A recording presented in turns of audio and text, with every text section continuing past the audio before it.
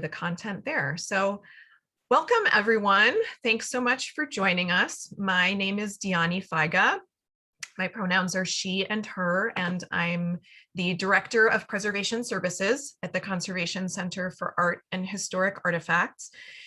And we are here, I'm joined with my colleague, Anastasia Matikiu, who is a program manager working with our Documentary Heritage and Preservation Services for New York program, as well as some other preservation related initiatives in our department as well. And we're mostly just here today to give you kind of an update on where we've been and where we are headed. This is not going to be a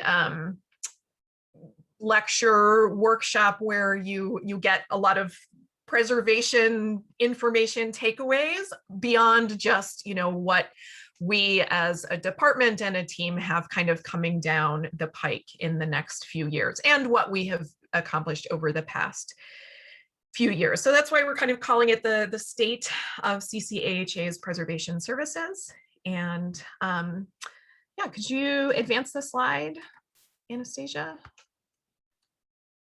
Thank you. So I know I see many familiar names on the list of attendees, but if there's anyone who's not completely familiar with the Conservation Center for Art and Historic Artifacts, or CCAHA, or the center, we're a nonprofit based in Philadelphia, although we do work all over the country and a bit internationally as well. We were established in 1977, and the Preservation Services Department was established a bit afterwards in the mid 1980s. So the organization is, as I mentioned, we're a nonprofit. Staff-wise, our largest function, our greatest number of staff members are conservators who work with paper-based collections. So we have conservators with expertise on paper in general, but also photographic material, books, and historic paper precedents such as parchment and papyrus. We have departments that also do housing and framing at a kind of preservation grade for not only items that our conservators treat in the lab, but for materials that come in just for housing and framing purposes as well. And we have a digital imaging department where our staff create quality facsimiles, again, either of materials that were treated in the lab, or sometimes things come in, just as digitization projects. And then we have the office that I work in, and that's Preservation Services. We're really the education and outreach wing of the Conservation Center.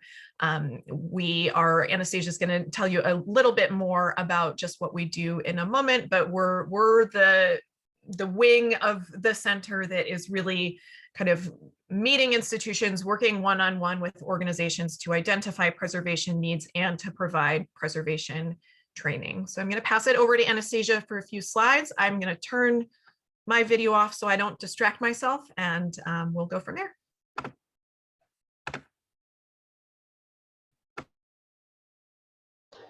As always, the awkward unmuting and also starting of video. Great.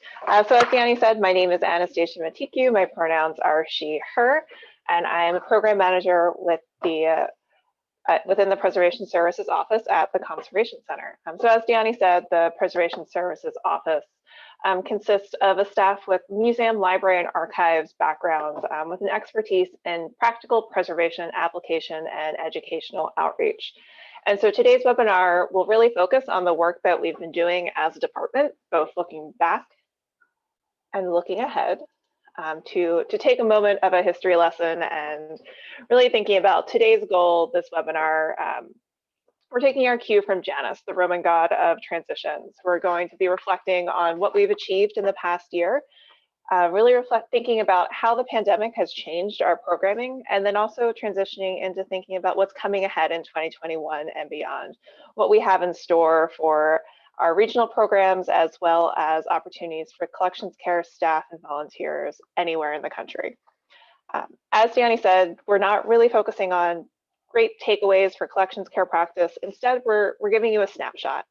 If anything that you're learning about today is of any interest to you, if any of these initiatives you'd want to learn more about, please don't hesitate to reach out to us or to visit our website to seek out some more information. So I'm going to start and kick us off by reflecting back on one of our regional programs, specifically the Regional Heritage Stewardship Program, which we often refer to as RHSP. RHSP is funded by the National Endowment for the Humanities, and we offered it in the 2019 to 2020 years in 3 distinct regions, the Intermountain West, Deep South, and Appalachia. Through webinars, online courses, preservation needs assessments, and prior to March 2020, in-person workshops, the RHSP program provided support to areas of the country with limited access to preservation and conservation expertise. In all 3 regions, we conducted a number of preservation needs assessments. Those that were conducted in 2019 were done in person in a peer model, and then in 2020 and 2021, those have been conducted virtually. I'll add throughout all of this, you'll hear about some of the ways that we've transitioned to virtual assessments. While a challenge has been one way that the center has spent some time in the last year or so, creating a framework that replicates the in-person process as best as possible. So programming in the Intermountain West was delivered in partnership with the Utah Division of Arts and Museums and Utah Humanities. You can see here 2 images from some of our in-person programming that happened prior to the pandemic in both Utah and Colorado. And then a 3rd snapshot from one of the programs that we transitioned into a virtual format to provide some training when we weren't able to go out in person anymore. Overall, across these 3 regions, between the needs assessments, the webinars we've done, the online courses, as well as conference presentations, we estimate that the program has reached around 2,000 individuals across the 3 regions in a 2-year period, which is really great to reflect on. Pass it back to Deannie now. And I realized I completely neglected to mention at the beginning, if you have questions, please feel free to type them in the chat box. The way this program is set up, participants, audience members don't necessarily have the permission to speak, but you're welcome to pop questions in the chat box at any point in time. So the next thing I want to talk about is another look back throughout October 2019 through the beginning of October 2020. We were fortunate enough to host another NEH-funded initiative, our NEH Preventive Conservation Fellowship. In this fellowship, we hosted in the most recent round, we hosted a relatively recent graduate from a conservation science program. Her name is Emma Ziraldo. She's from Milan and she has returned to Italy subsequently. But Emma was our 3rd preventive conservation fellow. The previous fellows, also both NEH funded, were a paper conservator and then an objects conservator. So we've had a really robust, well-rounded subset of different expertise and backgrounds in these individuals. So in her year with us, which was, of course, a unprecedented and unusual year, but Emma was able to work on in-person initiatives for just about half of her fellowship. So she assisted in co-teaching in-person workshops. There's an image on the screen here of her teaching a workshop at the Society of Georgia Archivists meeting, or no, I'm sorry, Society of Georgia Museums meeting. And she taught several webinars for us as well. She assisted in conducting preservation needs assessments and risk assessments in person on site at some sites in the greater Philadelphia region, and also assisted some of our conservators on staff with a mold specific consultation. Emma's interest really lies in integrated pest management and housekeeping. She previously held positions at some of the historic sites through the National Trust in the UK, where she focused on those types of preventive measures. So she helped comprehensively update CCAHA's integrated pest management program. She also participated in February 2020 at a meeting in New York City of the pest management, Museum Pest Management Working Group, which was an invited place at the table for her to sit in on working through updating some of their policies and research materials. So it was really exciting that she was able to participate in that. And then as part of the Preventive Conservation Fellowship, there's a research element as well. Typically in years past, that research element would be the fellow working with one of the sites with whom they had done an assessment or some type of planning project and going a little deeper into some aspect of collections care with that site. It didn't quite pan out like that this year, because when we were settling on her research project, institutions, this was last summer, so institutions were still at such a point of uncertainty. And so what she ended up doing was finding a silver lining there and conducting one of the first that I'm aware of widespread research surveys of, it was just of CCAHA constituents, so it certainly wasn't, universal or anything, but a survey on institutions' experiences during closures. So she sent out the survey in August, so it would have been looking at institutions' experiences, roughly from March 2020 through mid-August 2020, and looking at closures with a collections preservation angle. So she had some interesting findings there on pest management and housekeeping, environmental monitoring, minor disasters that happened. And that research paper is available on our website if you want to check it out there. Next slide, please. Another event that I want to highlight is one of our most recent events that happened just less than a month ago. We held an online 2-day colloquium. This is also funded by the National Endowment for the Humanities. This was a colloquium on diversity and inclusion in collections care, and we give it the title Many Voices. So the way that this program was different from some other programs on diversity and inclusion in the field of cultural collecting institutions is that it really brought together a very broad cross-section of participants, both speakers and audience members from different types of cultural collecting institutions. So it wasn't just looking at diversity and inclusion in a museum setting. It wasn't just looking in the library setting. It wasn't even just looking in the world of conservation and preservation, but it was really looking across the board at our field as preservation specialists, conservators, collections care practitioners, and the audiences that we serve, the day-to-day practitioners of caring for and managing collections, and looking at issues of diversity and inclusion as relating to collections care. So the program ended up having, I believe it was 26 speakers. We had participants from 35 states and 5 countries, from all different types of institutions. Just a very small subset of some of the topics of sessions are included up here on the slide.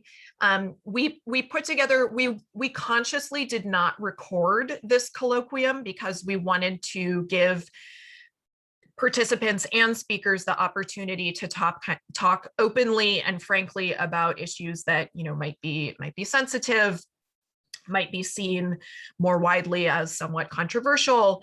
So we did not record any of the sessions. We did, however, put together a very robust takeaway handbook of resources, including a lot of the slides from the presenters and other materials from their presentations as well. We shared those with participants, and we're trying to find the right way to share that information more broadly as well.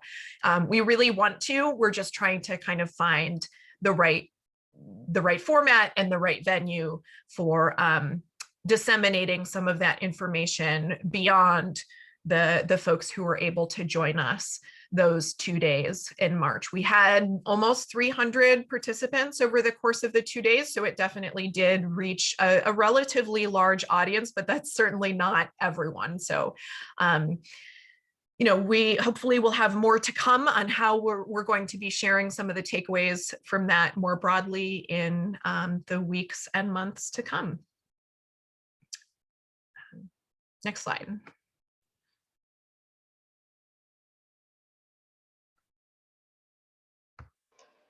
So like many organizations, 2020 saw a record number of online programs offered by the Conservation Center.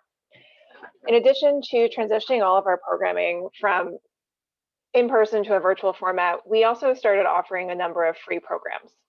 In response to the coronavirus pandemic, which caused many individuals and cultural institutions to face financial hardship, we were committed to making all of our online programming free in order to ensure access to valuable information, helpful resources, and opportunities to develop and grow. Apologies, no matter an institution or individual circumstances during the pandemic. This is most prevalent in our Putting Best Practices into Practice webinar series, which was originally launched in 2019 as a paid series focused on strategies for incremental improvements in collections care. We opened it up post March 2020 to allow individuals to attend without paying for it, recognizing these challenges. We also presented a number of new programs, some of which were things we might not have considered in the past. We launched our Digitization 101 and 201 program, and we shifted to doing community conversations, Facebook Live events, and a new series, Conservators Corner. The community conversations were designed as opportunities for sharing and gathering ideas about remote alternatives for collections care, with an emphasis on encouraging participants to learn from each other and ultimately commiserate with each other as we face the early days of the pandemic. Conservators Corner was also a new facet of programming for us to explore, as it was geared towards practicing conservators, and it offered an opportunity for the Conservation Center staff to share treatment methods that have been utilized at CCAHA with their colleagues. Facebook Live events were another way that we enabled our staff to share their skills and interests in a more informal setting, including tours of their printmaking studios, information on comic book preservation, and more. Our Facebook Live recordings can still be seen on the center's Facebook page, and then I believe a vast majority of the webinar programs that have been produced over the last year and a half are also available for viewing on our YouTube page, which we will be linking to at the end of the program.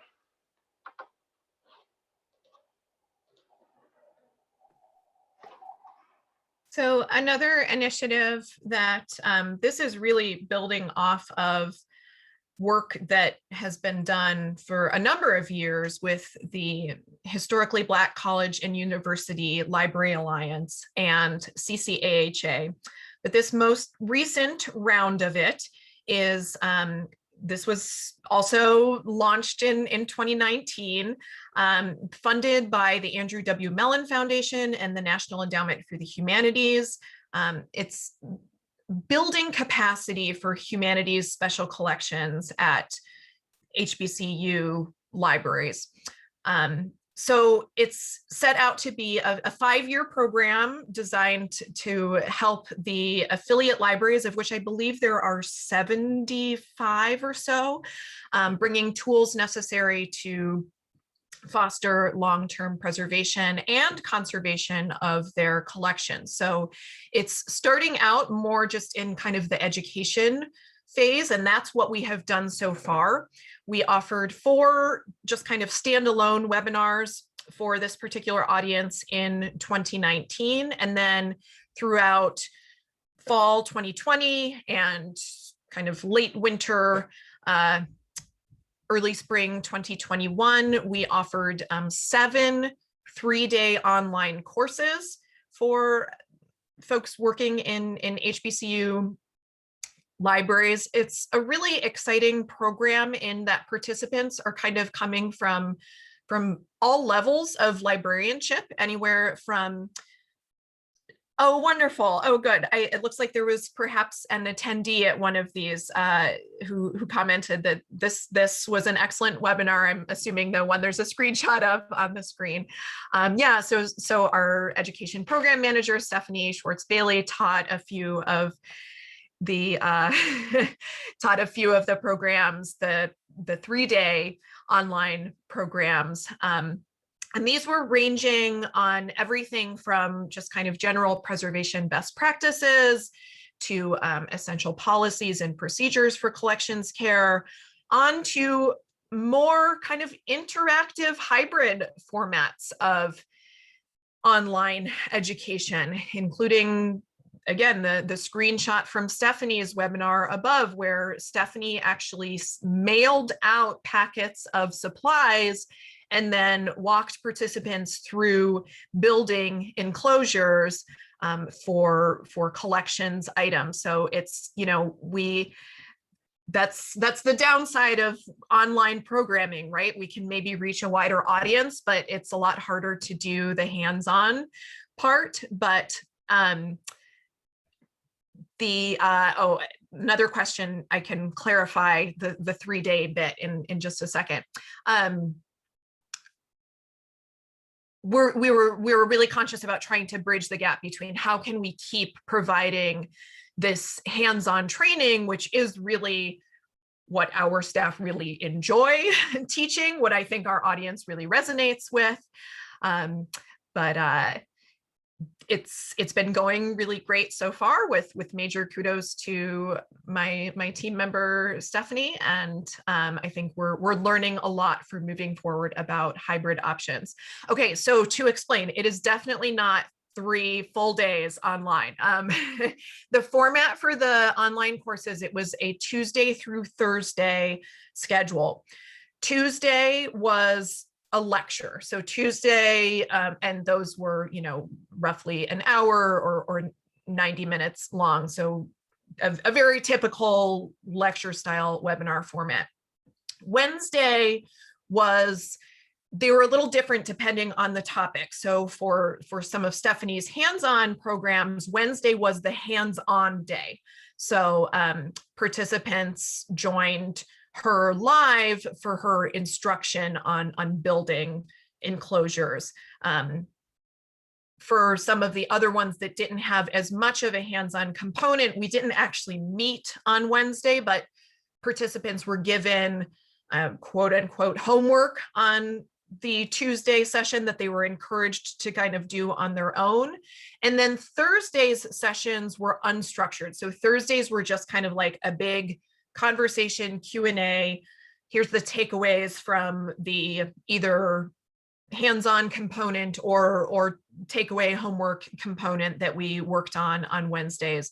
So it was definitely not, it was nowhere approaching like 3 full days, but it wasn't even really like 3 back-to-back days of lecture. Each day, the format was pretty different. So yeah. And I think it worked out as far as a mix of formats, a mix of different ways for the audience members to kind of engage with us. Just we're learning a lot. We have been even before the pandemic, but certainly continuing to learn a lot about different types of learners and the way that our audience members engage with the material. And so giving some different mechanisms for interaction was something we think worked out pretty well in that series. So back to Anastasia. Thanks, Danny.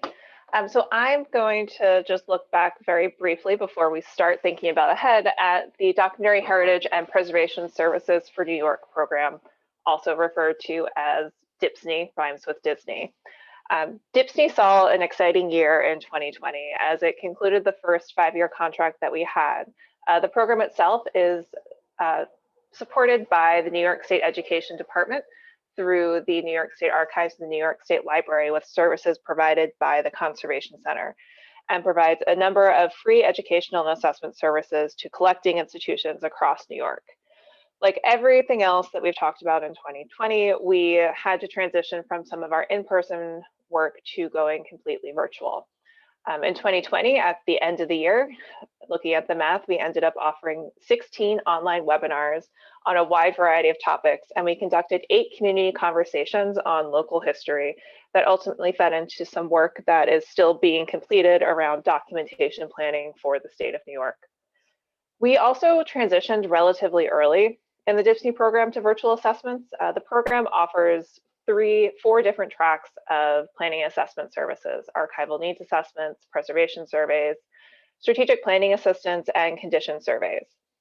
Of the 30 that we ended up conducting in the year 2020, 28 of those were done virtually, which, looking back, makes me feel very proud of the work that the center has been doing, if only for having done 28 virtual assessments during the pandemic first year. Something else that happened in DHPSNY in the past year was a modification of our yearly mentorship program. In the past, the DHPSNY program has offered a yearly cohort of mentorship circles that are designed to bring together professionals and volunteers at varying points in their career to engage and network together over a 6-month period.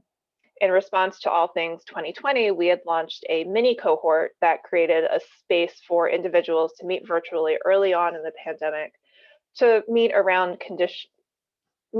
collections care in a remote environment, for directors to talk about reopening, just creating those connectors that we all ran to create in early pandemic times.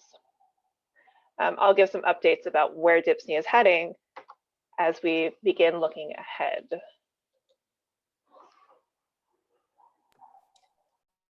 Yeah, so this slide is just kind of a segue, but to unpack a little bit of what's up here in the bullet points. As Anastasia has mentioned, we've definitely learned, and as I've talked about a little bit along the way, we've definitely learned a ton about virtual programming, but also, you know, it seems like there's potentially at some point out there going to be an end in sight to needing everything to be virtual.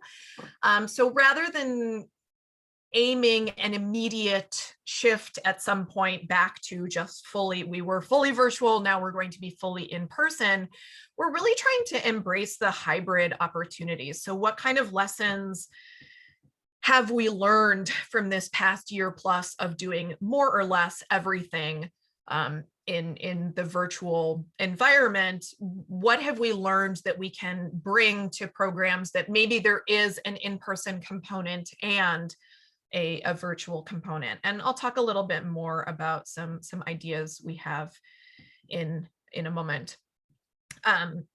We have and will be getting some new personnel on board. We have been, one other kind of challenge over the past year is that our department has not been fully staffed for much of a year, but we're ramping back up. We're right now in the process of hiring our new preservation specialist. We have another preventive conservation fellow coming on board this fall. This one isn't exactly through the same program. This is not an NEH funded fellowship, but this is actually an individual who is in their 3rd year of a preventive conservation graduate program. So they are sponsored through their program. So we're really excited to be hosting them. And DHPSNY was able to add a team member. Anastasia might talk a bit more about that in a moment, but DHPSNY was able to grow in terms of a position. Anastasia mentioned in terms of DHPSNY, mentioned the new contract. We also are at a new point in our cycle of NEH funding. So beginning this March, just last month, we entered a new 3-year period of funding through the NEH that's really going to inform a lot of the programs that we're going to talk about next. And then just new ideas for reaching new and different audiences. A lot of our staff members, myself very much included, have become very interested in working more with community-based archiving initiatives. We've always been very comfortable working with very small organizations, but we're talking even smaller now. We're talking, not even quite at the point of being a collecting institution, but true grassroots community collection. So how can we reach those folks and best provide preservation resources for those types of collections? And all of that said, those are kind of really big picture ideas. If you want to advance the slide, we'll talk about some of the specifics that we've got coming. So I mentioned we're in our new round of NEH funding. We have the rest of this year. We're still kind of finishing up the planning phase right now, but what we have coming down the pike is 2 workshops that were kind of initially planned. We wrote this grant at a strange time. I'm not going to go too much into the details, but we wrote this grant at a very, very uncertain time of the pandemic. So we kind of had no idea if we were going to be back in person 100%, or so we left ourselves really kind of open and flexible to the potential of developing some hybrid programming. So we are hoping to, in throughout the rest of 2021, to be offering a workshop that'll probably be, so the first one, fundraising and promotion for collections, that one will probably be largely, if not entirely, online. It'll be more than a webinar. It'll be more like an online course. But that's something we'll probably be offering nearly, if not entirely, online. But preservation, housing, and handling, that's one where we really are still continuing to brainstorm and experiment with some ideas for how can we take some of the lessons we've learned, particularly through, as I was sharing our experience with the Hbcu Library Alliance webinars. How can we take some of our lessons learned from kind of hosting a hands-on workshop from afar? So can we gather groups in cohorts and have facilitators leading them? We don't know, just to be honest, we don't know exactly what that's going to look like just yet. But for this program, for preservation, housing, and handling, what we're planning on doing is having some in-person option that folks can attend in person, travel to if they're comfortable. It'll probably be mid-fall of 2021, but also an online component as well. So if folks don't have funding to travel or are not able to travel and meet in person, there still is a way of participating. So stay tuned. That's a phrase I will be using a lot through the rest of this segment because we're still working things out, but stay tuned. Yeah. We also are really excited to be collaborating with the Intermuseum Conservation Association. So they are another nonprofit conservation organization. They're based in Cleveland, Ohio. So we wanted to collaborate with each other because they have very different expertise than we do. So they have conservators with expertise in paintings, in 3-dimensional objects and sculptural collections. And we, of course, as I mentioned towards the beginning, our conservators work all with paper-based material. So we are going to be collaborating with them beginning hopefully later this year, but definitely on into 2022 and potentially even 23, collaborating on some programs in Ohio, in their region, where we're bringing some of our paper preservation, conservation, handling, et cetera, expertise and their staff are going to bring the different types of material expertise to a series of workshops. So we're really excited about that collaboration. And then finally, we're going to certainly continue the webinar series. The way that we initially set out that putting best practices into practice webinar series, we're hoping to return to that in some format, where we were interspersing kind of structured lecture-based sessions with open forums. So if any of you were able to participate, back in most of them, the vast majority happened in 2019, but our staff members, conservators, or administrative staff with different areas of expertise kind of opened themselves up to audience questions, and those were all entirely free. It was just pretty much open, and if there weren't questions, the conservators kind of just shared a little bit about what they do. So we're going to be bringing that back as well, because those were really, I think, a really nice format for just more of a conversational open session where sometimes we can't even necessarily anticipate what types of questions we'll get, but we get really great ones. So yeah, next slide. So another facet of the NEH funding is our assessment program, which will be starting up in 2021 in the coming month or so. So we'll be able to offer a number of subsidized assessments that are targeted towards small and medium-sized organizations with humanities collections. We'll be accepting applications for 3 different tracks. We have the preservation needs assessment and preservation survey, as well as the risk assessment and emergency plan assistance, and digital preservation assessments. These are all built in a series. So for a preservation needs assessment, it would be for a preservation needs assessment followed by assistance in creating a preservation plan. Similarly, the risk assessment, we would work with you to conduct a risk assessment followed by emergency plan assistance. These are all hopefully going to be conducted in person, but again, it depends part comes into play as we watch how safe it is for our team to travel. These applications will be coming soon, and you will hopefully be able to see them announced in our newsletter and across social media in the next month.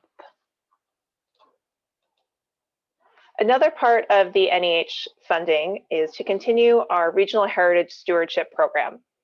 We'll be continuing this program specifically in the Deep South and Appalachia, where we will continue to do preservation needs assessments in a peer model, where organizations will be working through the assessment process in tandem with another organization, a way for them to learn as well as to kind of commiserate with each other throughout the process of what's to come. In addition to continuing to offer presentations and workshops, held in conjunction with conferences across the country, we'll be launching a mentorship program in these regions.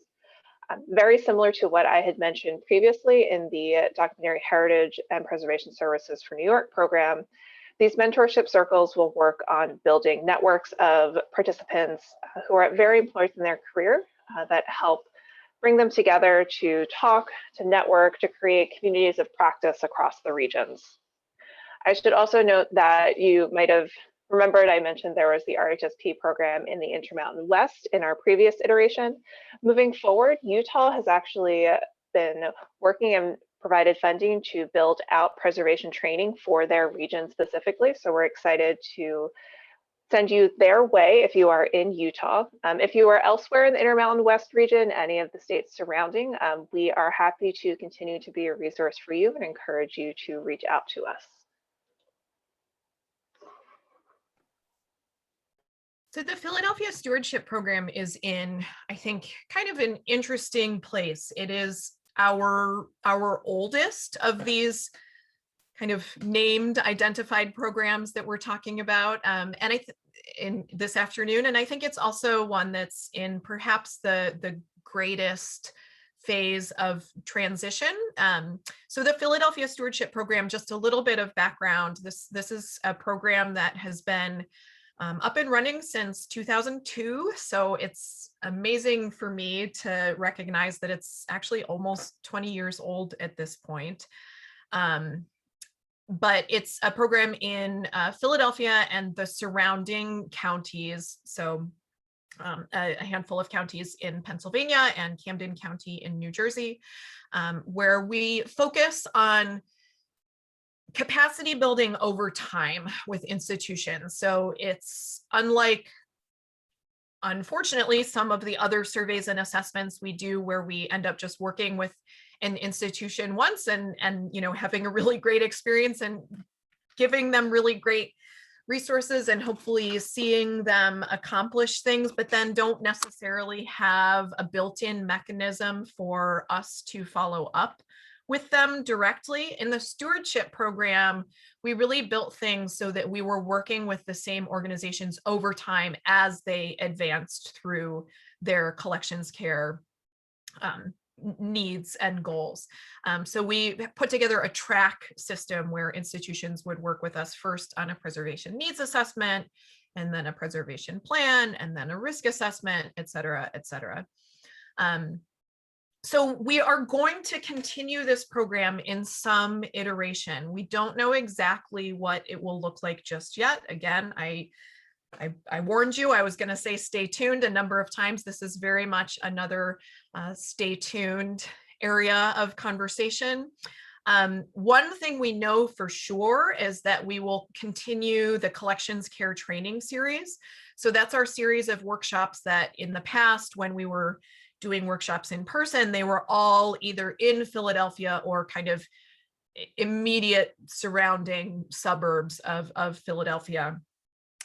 So we are definitely going to be continuing those / bringing them back. We did a few kind of replacement collections care programs just as holdover online this spring, I guess late winter, early spring, and those were great. They were fantastic. We obviously were able to significantly broaden the reach of the audience from the Philadelphia region, but this is one where we definitely will be returning again in some facet in person, because that's, again, the real strength of these programs is the hands-on opportunity and those kind of interpersonal, inter-organizational networking opportunities. Another thing that has been really great about the stewardship program is that when it has been up and running kind of at its strongest, it really did create kind of a cohort of folks who were interested in a community of care, right? So folks who were interested in helping each other with their institution's capacity building and really doing a lot of kind of intellectual resource sharing and learning from each other and commiserating, et cetera. So this is one area where I hinted briefly that we might be looking more into working with and serving even smaller initiatives, community-based collecting initiatives, community archives, et cetera. This is one area where we may well try to explore that. One thing I'll say is that, again, as I said right at the beginning of this slide, this is one that is still fairly up in the air. If anyone is joining us from the Philadelphia region, please reach out to me after this webinar and let me know. I would love to kind of pick your brain about what you and your organization are looking for. This is funded through the William Penn Foundation, so it is very regionally specific. William Penn only funds work in the Philadelphia region. So we are committed to continuing that presence, but yeah, I would be really interested to hear what you all might be looking for if you are close by. Next slide.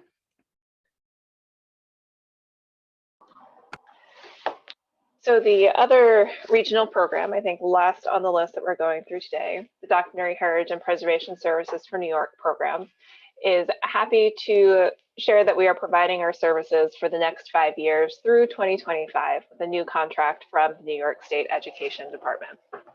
All of our services from the previous iteration are going to continue. We'll be offering our planning and assessment services. We'll be doing webinars, but there are some changes. And the biggest one is that everything will be conducted virtually for the foreseeable future. We'll be doing our planning assessment services consisting of archival needs assessments, preservation surveys, condition surveys, strategic planning assistance, and a new foundational service that we'll be announcing later this season. They'll all be conducted virtually. As I mentioned, talking about looking back, we've spent a lot of time perfecting how to do a virtual assessment and have really built out a great framework that will help institutions move through this virtual process as painlessly as possible, and hopefully getting a useful tool at the end. We did just close our first deadline for these planning and assessment services. If any of you are in New York and hoping to apply in the future, our next one will be coming around July 16th.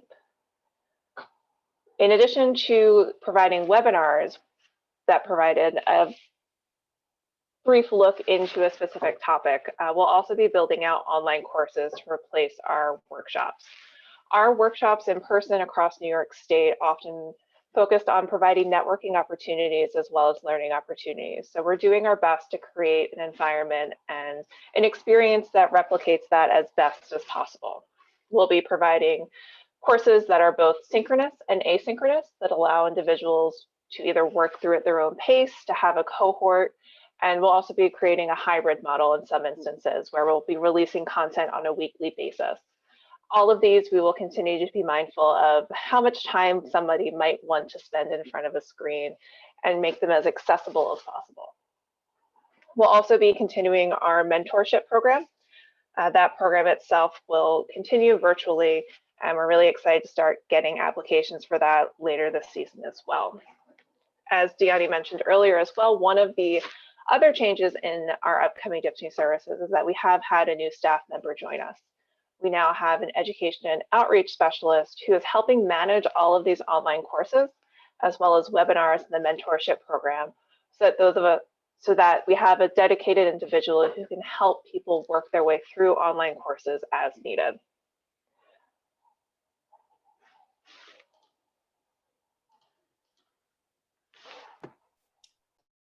So in terms of updates for our building capacity program with the HBCU Library Alliance, it's really a bit of the same. As I mentioned at the beginning, it's a 5-year program that started in 2019. So we will continue to have offerings for educational programs.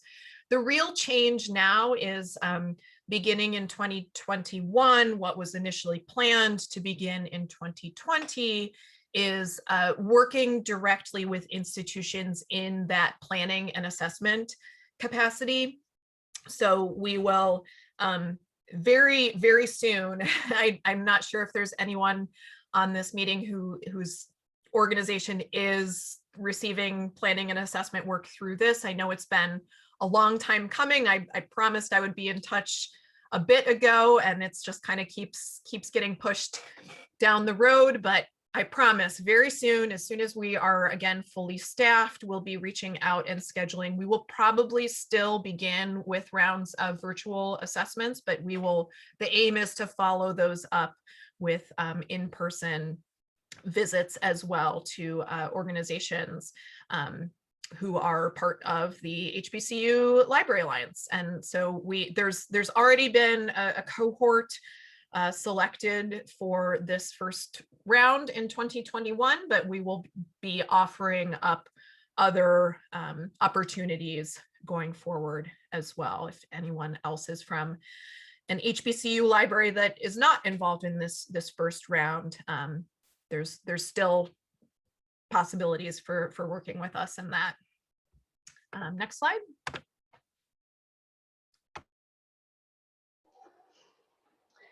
So with funding from the Institute of Museum and Library Services, the center has been working on an online collection management policy toolkit, which we will actually begin premiering later this year. The tool itself, when complete, will be capable of helping an institution create a customized collections management policy. We've jokingly referred to it as kind of TurboTax for collections management, but in all honesty, it's a very apt description. You'll be asked a series of questions that will ultimately help fill out a collections management policy. There's still more information to come. We're still working on building the back end with our developers, as well as finalizing how the content will be delivered in the final product.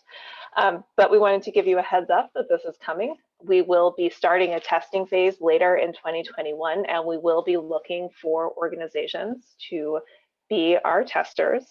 And then we'll be launching the full tool, hopefully in early 2022.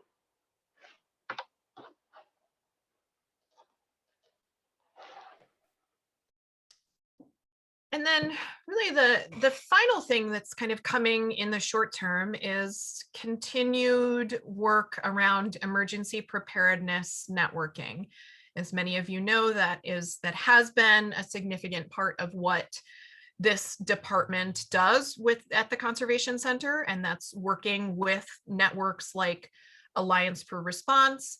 That's a network that connects folks working at cultural collecting organizations with emergency management personnel and first responders.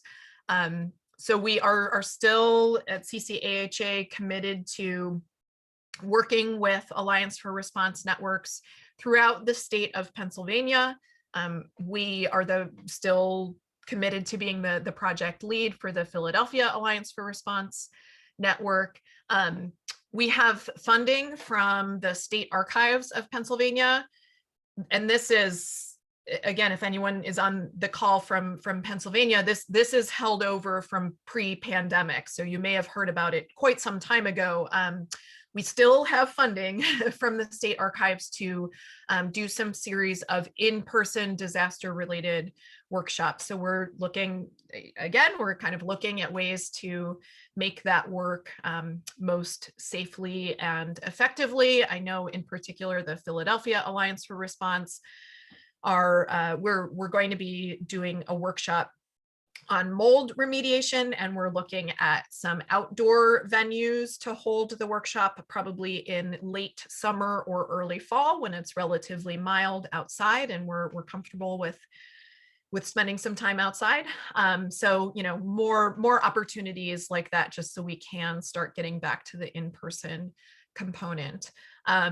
We also definitely do work with statewide networks as well, most predominantly in Pennsylvania and New Jersey. That's PACRN is the Pennsylvania Cultural Resiliency Network, and JCAR is the New Jersey Cultural Alliance for Response. So we'll definitely continue to work with PACRN on a very high level, and JCAR on a liaising level. And then also the Performing Arts Readiness Initiative. This is an initiative that is led by lyricists with funding from the Andrew W. Mellon Foundation to bring emergency preparedness resources to not necessarily cultural collecting organizations, but as the name suggests, performing arts organizations. So theater groups, dance troupes, you know, other types of kind of live entertainment and artistic content. So I serve in lieu of our preservation specialist, who is typically most significantly charged with this emergency initiatives. I have been serving on the steering committee for that initiative, and so continuing to work on that throughout the near future. And then next slide. And then this is just kind of even further down the pike. So we did a bit of relatively detailed sharing about what exactly is coming throughout the rest of 2021. There are other things that we are committed to in 2022 and beyond through NEH funding, and those include a in-person Preservation 101 boot camp that will be held in Philadelphia in probably 2023.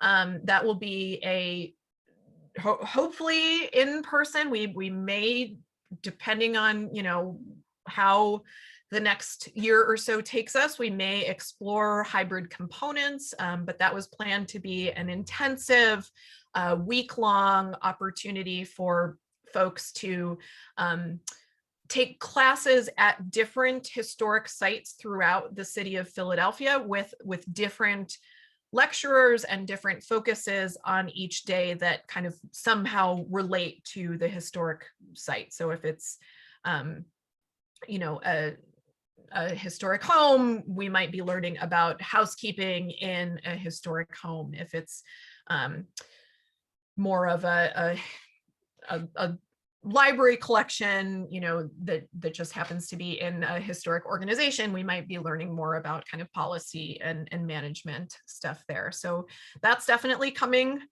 distantly down the pike.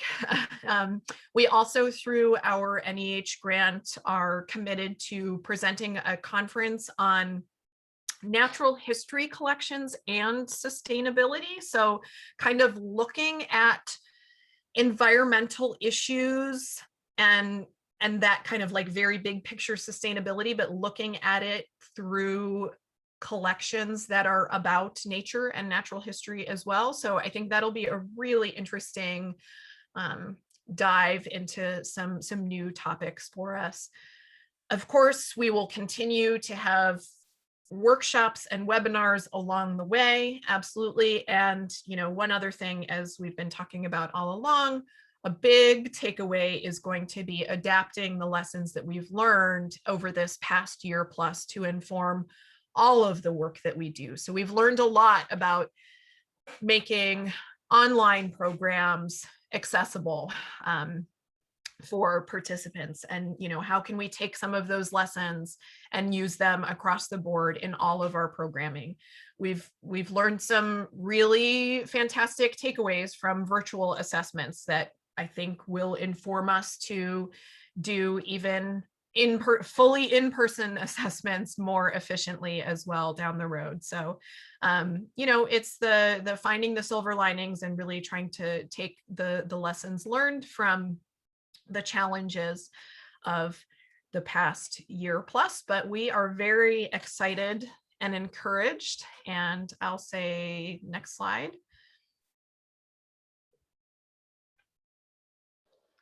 So I think this is the best way to stay in contact with us. We've said stay tuned a lot. And so in order to hear what's going on with us, we encourage all of you to follow us and sign up for our newsletter to get the latest updates.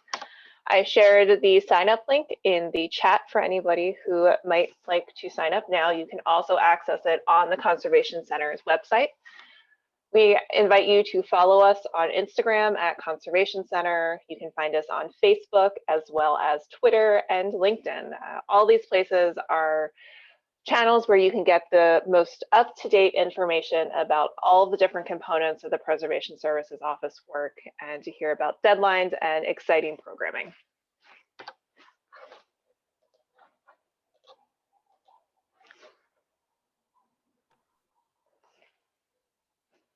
Yeah, so that is about it for what we had planned. Definitely welcome to take questions in the chat box if anyone has any. Both of our email addresses are up on the screen. Email is definitely the best way to reach us now. We are both, Anastasia and I are both still working remotely, although most of our conservators are back in the lab on kind of a staggered schedule, but preservation services are staying remote for a bit. So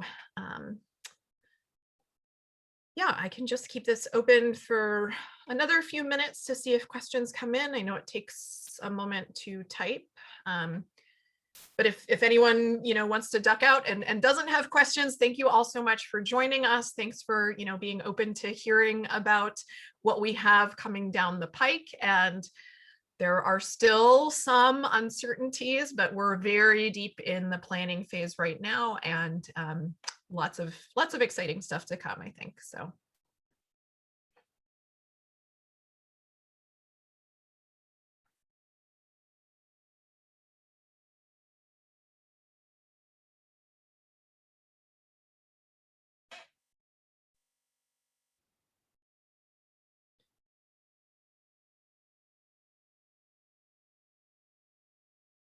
All right, well, participants are dropping off, and not to continue the awkward silence, I'm just going to say, please don't hesitate to reach out if you have questions.